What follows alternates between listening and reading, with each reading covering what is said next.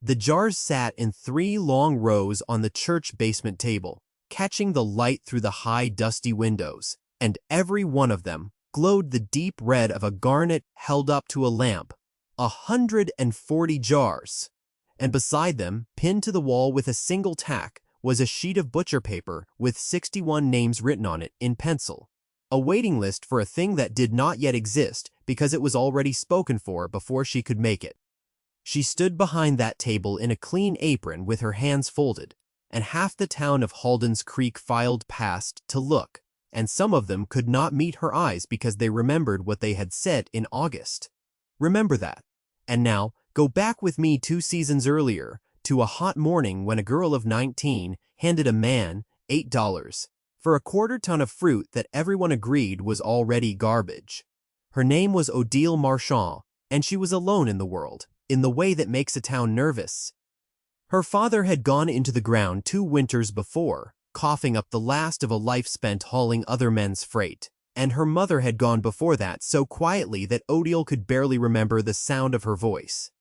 What was left was a narrow house at the edge of the valley, a debt of $40 at the mercantile that Mr. Pruitt reminded her of with his eyebrows every time she walked in, and a body that could work. That was all. A girl of 19, they said in Halden's Creek, could not hold a place together on her own.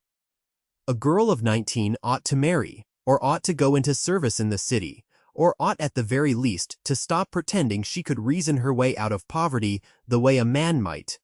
They said these things kindly, most of them, the way you might tell a child the stove is hot. It did not occur to them that she was already burned and had learned the shape of the fire. The valley grew grapes. It had always grown grapes, long rows of them climbing the south-facing slopes above the creek, and the biggest planting of all belonged to Elias Crane, who owned the winery at the bend in the road and half the mortgages in the county besides. Crane bought the small growers' fruit each September, weighed it on his own scale, and paid what he chose to pay, and everyone smiled at him because everyone owed him. Odile had no vines of her own. She had watched the harvest every autumn of her life, the way a hungry person watches through a bakery window, understanding perfectly that the good things inside were not for her. Then, that August, the rain came at the wrong time. It came in a single black afternoon, 3 days before the picking was to start. A hard driving rain that hammered the ripe clusters until the skins split and the juice wept out, and the whole hillside smelled of fermentation before a single grape had been gathered. Split grapes rot within a day. They cannot be shipped, cannot be sold as fruit, and a winemaker like Crane will not take them, because the wild yeast in a burst skin turns a whole vat sour.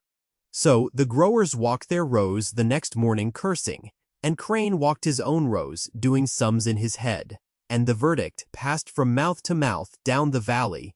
The crop on the split vines was a dead loss. 2,500 pounds of it, ruined, waiting only to be raked off and thrown to the hogs. Odile heard this at the mercantile, standing very still by the flour barrels while 2 men complained about it. And something in her went quiet and sharp the way it did when she was working out a piece of arithmetic. A split grape was ruined for wine, yes. A split grape could not travel, true. But a split grape was not empty.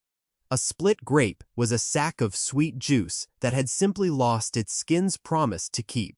She thought of her grandmother, her father's mother, from the old country, who had died when Odile was small but who had left behind in her a single stubborn memory, an old woman stirring a black pot on a cold day, and the whole house smelling of hot fruit and sugar, and a spoon lifted up trailing a thick red thread that folded on itself and held jelly. You could not ship a split grape, but you could ship what a split grape became.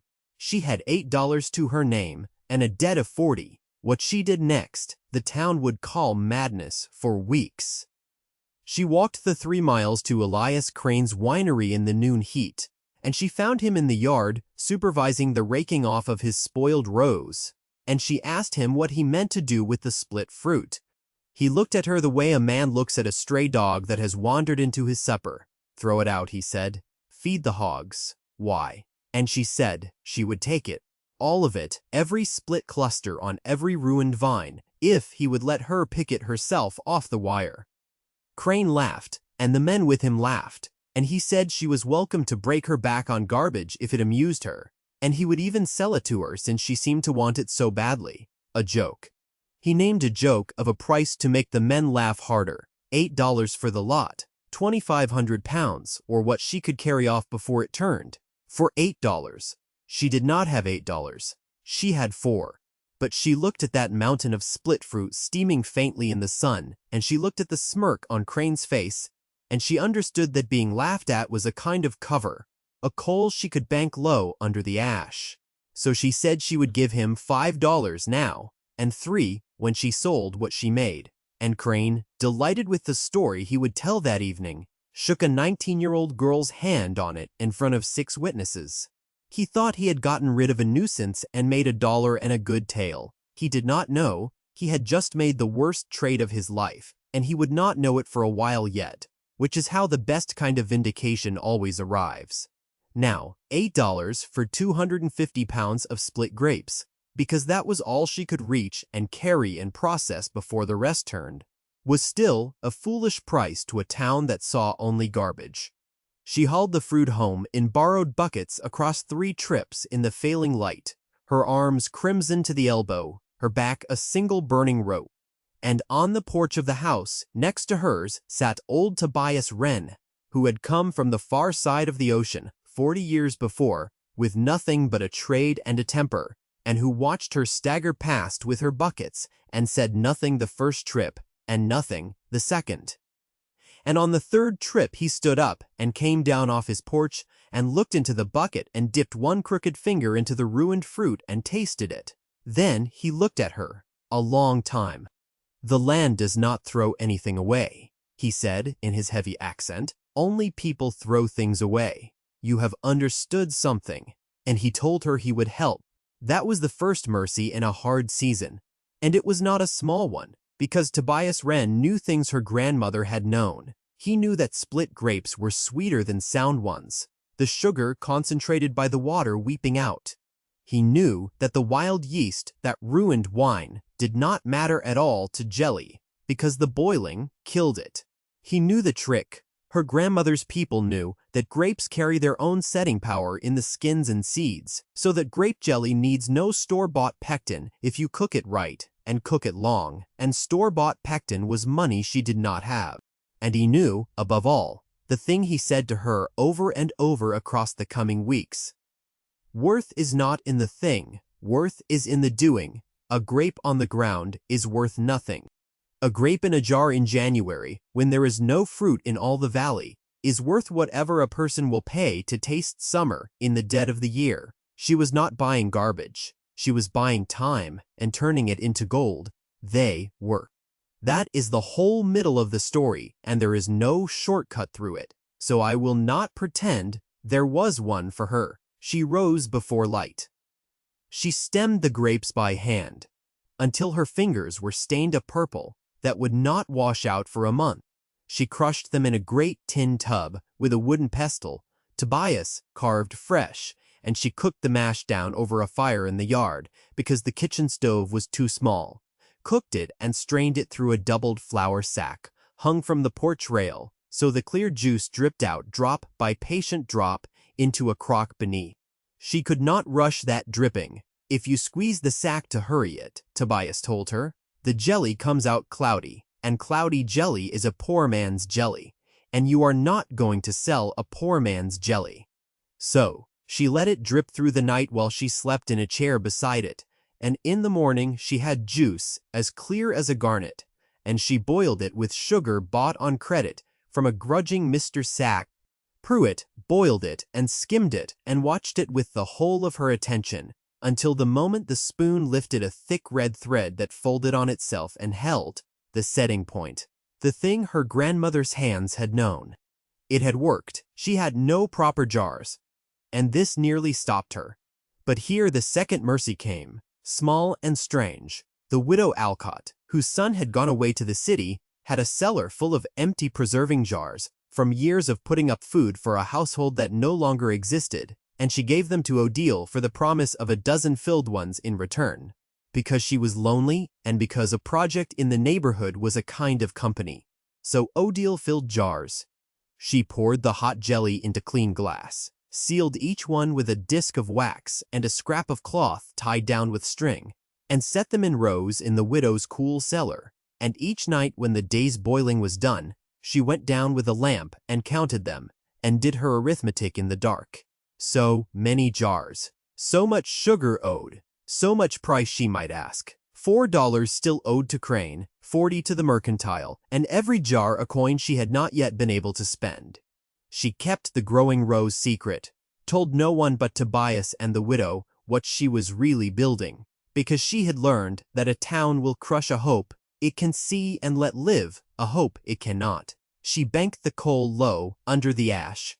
By the third week of picking and cooking, she had 140 jars of jelly, deep red and perfectly set, and she had run out of fruit and out of the last of her strength, both at once.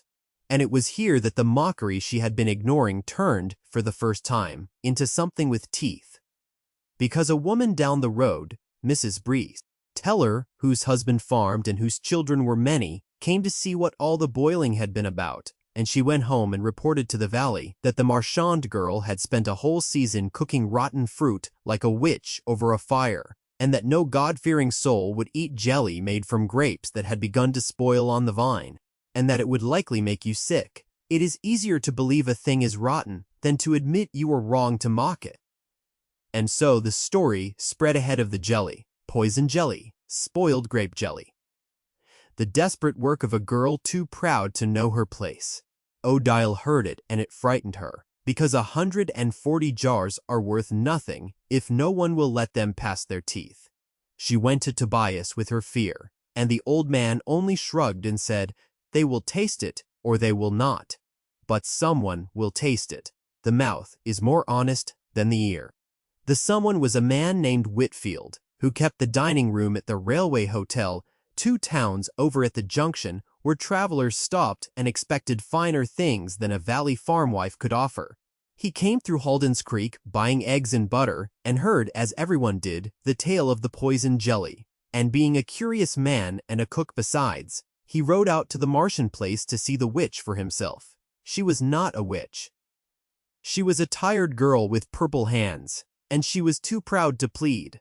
So she simply opened a jar and cut a slice of bread and spread it and handed it to him without a word. Whitfield ate it. Then he stood very still, the way people do when a thing surprises them, and he ate the rest of the slice slowly, and then he asked her, in a changed voice, how much she had and what she wanted for it. She had learned enough by then not to answer the second question first. She asked him what he thought it was worth. And Whitfield, who bought preserves in the city and knew their prices, told her that this was better than anything he could get shipped in, clearer and deeper and truer, and that he would take 4 dozen jars right now for the dining room and pay her 15 cents apiece, and buy more the moment she had it. 15 cents a jar. Do the arithmetic with her. In the dark of the widow's cellar that night, because she did, 48 jars sold at 15 cents was $7.20. From one sale to one man, she had nearly covered the whole $8 owed to Crane, and could soon send him the 3 that remained, with 92 jars still sitting on the shelves untouched. She sat down on the cellar steps, with the lamp beside her, and she did not weep, quite, but her hands shook, because for the first time since her father died, the numbers had come out on her side. The mercantile debt of $40, which had sat on her chest for 2 years like a stone, was suddenly a thing she could see the end of. 92 jars remaining, and if the valley would not buy them out of spite, the junction and the towns beyond it would buy them out of hunger for something good. She had been right. Being right, she was learning, is its own quiet kind of reply, and it does not need to raise its voice. Word of Whitfield changed everything, the way one honest witness can turn a whole jury. The railway hotel put her jelly on its tables, and travelers asked where it came from, and Whitfield, who was no fool, told them a girl in the valley made it in small batches, and there was never enough, which is the surest way in this world to make people want a thing. A merchant from the county seat wrote her a letter. And here is the part that the people of Halden's Creek would remember longest and most uncomfortably. As her name traveled outward and came circling back, the very neighbors who had called it poison jelly began, one by one, to find reasons to walk past the Marchand place. To admire the tidy rows of stemmed vines she was already planning to lease for next year, to mention how they had always thought there was something clever about that girl, Mrs.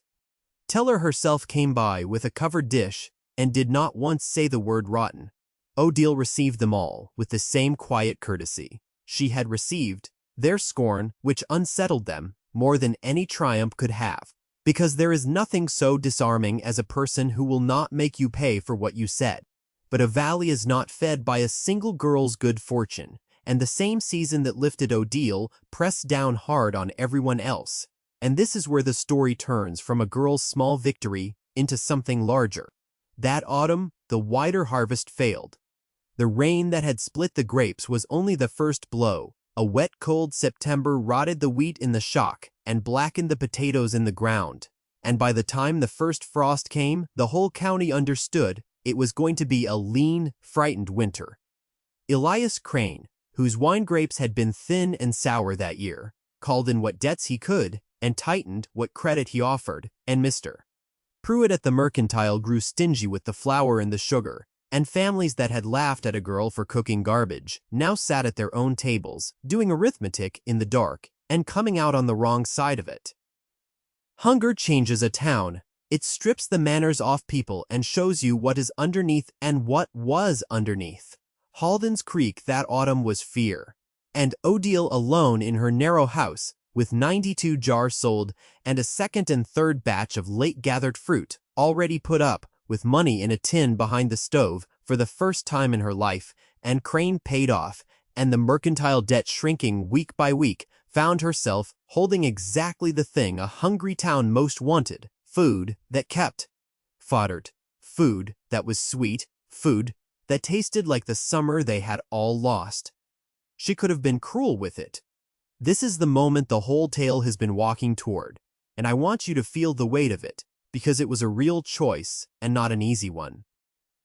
A harder person, a person who had been laughed at as she had been laughed at, might have looked at the frightened faces of Mrs. Verreau, Teller and the rest, and raised her prices to the sky, and sold every jar to the junction, and let the valley go without, and called it justice. The arithmetic of revenge is simple, and it is satisfying. She sat up more than one night, with the tin box open on the table, turning it over. Then Elias Crane came to her. Not laughing this time.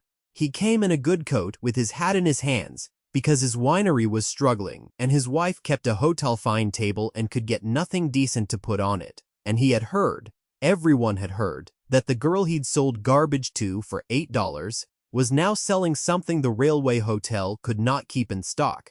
And he offered, in the smooth, warm voice of a man who is used to buying whatever he wants, to purchase her entire remaining stock and her whole next season's output at a fixed price, to be the sole seller of Marchand jelly through his winery's name, at terms that would have made him the master of the thing she had built with her own purple hands. He smiled and called it a partnership. He said a girl alone could not manage the selling and the shipping and the accounts, that she needed a man of business behind her, that he was doing her a kindness. And then he made his one mistake, the slip that greedy men always make, because he could not help himself. He mentioned that he knew she'd put up exactly 140 jars in that first batch. She had told no one that number, but Tobias and the widow. She had kept it banked, under the ash. And she understood, all at once, that Crane had been asking questions about her business for weeks, measuring her, the way he measured everything, to know precisely how little he could offer and still have it taken. She did not raise her voice. She thanked him for his interest. And then she told him plainly that she would not be selling through his name, not that season, nor any season, and that she had found she could manage the accounts perfectly well herself, having managed on far less for far longer. Crane's warmth curdled. He reminded her coldly now that he held paper on half the valley, that a girl who wanted to lease vines and buy sugar and ship her goods on the railway would find every one of those doors ran through him or through men who owed him. It was a real threat, and she knew it. And here Odile did the thing that turned a private triumph into a public one, the thing that Tobias Wren had been teaching her all along without her knowing it was the lesson. She said she did not intend to stand alone against him. She intended to bring the valley with her, for she had seen, in her nights of arithmetic, the way out that fear had hidden from everyone else. The valley had ruined grapes every wet year and threw them to the hogs every time. The valley had women in every house who knew how to stir a pot. What Odile had was not a secret recipe, though the town thought it was. What she had was the knowledge that the worthless thing could be made worthy. And knowledge, unlike a jar of jelly, does not run out when you give it away. So through that hard, frightened winter, she did the opposite of what Crane expected, and the opposite of what revenge would have counseled. She taught them. She went house to house, to the very neighbors who had called her a witch, and she showed the teller women and the widow Alcott's circle, and any wife who would listen, how to stem and crush and drip and set, how to test the thread on the spoon, how to seal a jar so it kept till spring. She sold her own jelly to the junction at fair prices, never gouging the hungry, and she organized the valley's split grape jelly, every family's small batch, under one honest name that no single rich man owned, and shipped it out together where none of them could have shipped alone. And that is why, when the harvest fair came the next autumn, and I showed you those 140 garnet jars glowing on the church basement table with 61 names waiting for the next batch, the whole town filed past unable to meet her eyes, ashamed and grateful in equal measure. Because half of them had money in their own tins that winter, only because a 19-year-old girl they had laughed at had refused to let them starve for their pride. Elias Crane did not come to the fair. His attempt to squeeze the valley had failed the moment the valley had somewhere else to sell, and the men who had always smiled at him because they owed him began quietly to owe him a little less each season and to remember which door had opened when his had closed. His name faded from the front of things. Hers did not. Odile Marchand stood behind that table in her clean apron, 19 turned 20, no longer a girl alone but the center of a thing much larger than herself. And old Tobias Wren stood beside her, leaning on his stick, and he leaned over and said the words to her one last time. The same words he had said the evening she staggered past his porch, with her arms red to the elbow. "The land does not throw anything away," he said. "Only people throw things away. You understood something." She looked out at the rows of jars, each one a summer saved from ruin, each one worth nothing on the vine and everything in the jar, and she understood at last that he had never been talking only about grapes. She had been the split fruit too, the thing the town had written off, the girl alone they said could come to nothing. And she had cooked herself down over a slow fire into something that would keep, something sweet enough to feed a whole valley through its hardest winter. And she had done it, in the end, not by hoarding the sweetness, but by teaching every neighbor how to make their own. That is the whole of it. A quarter ton of rain-split grapes, $8, and a girl, stubborn enough to see that worth is never in the thing, worth is in the doing, and it always was.